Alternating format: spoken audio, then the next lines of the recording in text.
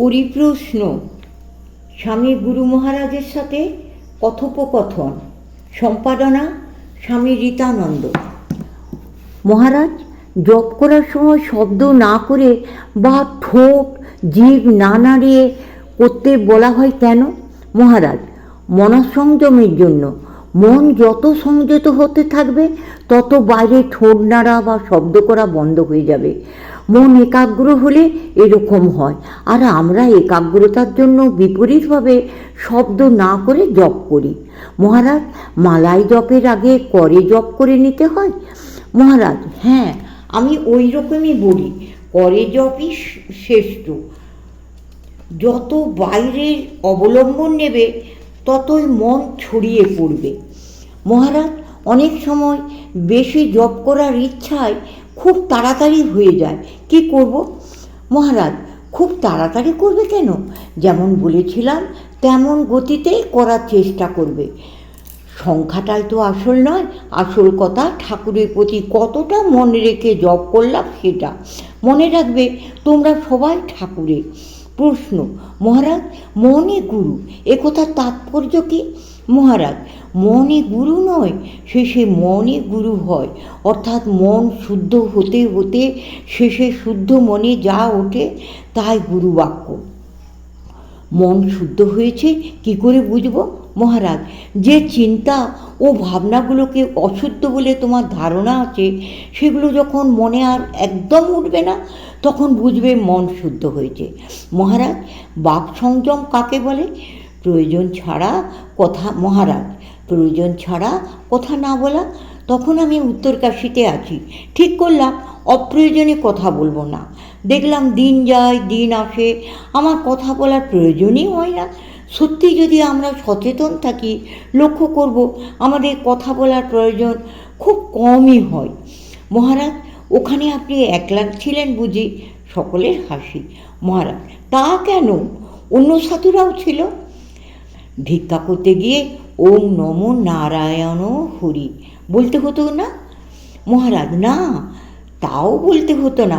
ভিক্ষার লাইনে দাঁড়াতাম, ঝুলি পাততাম, ভিক্ষা দিয়ে দিত, গঙ্গার ধারে বসে খেয়ে চলে আসতাম। মহারাজ, অন্যান্য সাধুরা কথা বলতো না? মহারাজ, বলতো, কিন্তু কেউ কারোর সাথে অপ্রয়োজনে বলতো না।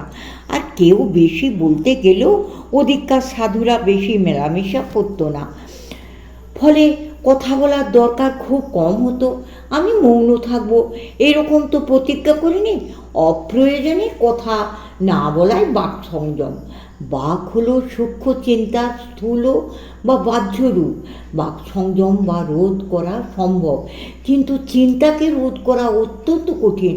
সর্বদাই চিন্তার স্রোত চলছে, মনকে চিন্তা শূন্য করা দুরূহ। আর আশ্চর্য কি, আমরা সেই চিন্তার স্রোতে ভেসে চলি। অনেকক্ষণ পর যখন সচেতন হই বলি, কী সব মাথামুন্ডু ভাবছিলাম, অর্থাৎ সতর্ক ছিলাম না। মন আমাকে যেদিকে নিয়ে যাচ্ছিল আমিও সেদিকেই যাচ্ছিলাম। মনকে ধীরে ধীরে লক্ষ্য করলে, মনকে পরখ করলে মনের স্রোত আমাদের টেনে নিতে পারে না। মনের উপর নিয়ন্ত্রণ আসে, মন আমাদের উপর আধিপত্য করতে পারে না। আমরা মনের উপর আধিপত্য করতে পারি। মনের আরেকটা দিক নিয়ে আমি খুব ভাবি, সেটা হলো একই মন দুভাগে বিভক্ত। একটি দ্রষ্টা, অপরটি দৃশ্য। সাবজেক্ট মন আর অবজেক্ট মন। সাবজেক্ট মন যখন অবজেক্ট মনকে পরখ করে তখন মনের সঙ্গে আমাদের আর ভেসে যাওয়ার সম্ভাবনা থাকে না। তাই স্বামীজি বলছেন, আসনে বসেই ধ্যান শুরু করবে না, মনকে কিছুক্ষণ পর্যবেক্ষণ করো, মন কি করছে লক্ষ্য করো। দেখবে ধীরে ধীরে তার ছোটা বন্ধ হয়ে আসবে, মন একাগ্র হবে। তারপর ধ্যান করতে হবে। এরকম করতে করতে হয়তো টিফিনের ঘন্টা পড়ে যাবে, সকলের হাসি। তাই বলছিলাম, মনকে চিন্তা শূন্য করা অত্যন্ত কঠিন। একটি শ্লোকে বলছে, আসক্তে আমৃতে কালং নয়েক বেদান্ত চিন্তয়া দদ্যাৎ নাবসরং কিঞ্চিদপি কাম্যদীনাং মনাগপি। অর্থাৎ যতক্ষণ না ঘুমিয়ে পড়ছি, যতক্ষণ এই দেহ থাকছে, ততক্ষণ সর্বদাই মনকে বেদান্ত চিন্তার দ্বারা পূর্ণ করে রাখতে হবে। কেন? যাতে কামাদি রিপু মনে অনুপ্রবেশের সুযোগ না পায়। পড়ো উপনিষদ পড়ো, হরি মহারাজ যেন একেবারে খাপ খোলা তলোয়ার। শেষের দিকে দেখেছি তখনও খুব সচেতন, সর্বদা সতর্ক। যেমন ছবিতে বসে আছেন সেরকম বসতেন, একেবারে সোজা, কখনো কোনো কিছুতে ঠেস দিয়ে বসতেন না। সাধারণত কথা খুব কম বলতেন, কিন্তু ধর্ম প্রসঙ্গ খুব করতেন, অনর্গল প্রসঙ্গ হতো। তারপর খুব চিন্তা করতেন, উপনিষদের বিভিন্ন শ্লোকের উপর গভীরভাবে চিন্তা করতেন। বিচার, স্বাস্থ্যপাঠ, ধ্যান, ভজন যাই করো না কেন, যেভাবেই হোক নিজেকে তার মধ্যে ডুবিয়ে রাখো। বিরল দু একজন অসাধারণ অধিকারীর পক্ষে স্বাস্থ্যপাঠ দরকার নাও হতে পারে, কিন্তু আমাদের মতো সাধারণের পক্ষে স্বাস্থ্যপাঠ, বিচার অত্যাবশ্যক। প্রশ্ন: মহারাজ, ঠাকুর সত্যরক্ষা সম্বন্ধে বহুবার বলেছেন, কিভাবে তা করা যায়? মহারাজ, সত্যরক্ষার জন্য যে কত দূর মূল্য দিতে হয় তা তোমরা কল্পনাও করতে পারবে না। তাই সত্যরক্ষা করবই এরকম প্রতিজ্ঞা করবে না, মনকে বলবে যতদূর পারি সত্যরক্ষার চেষ্টা করব।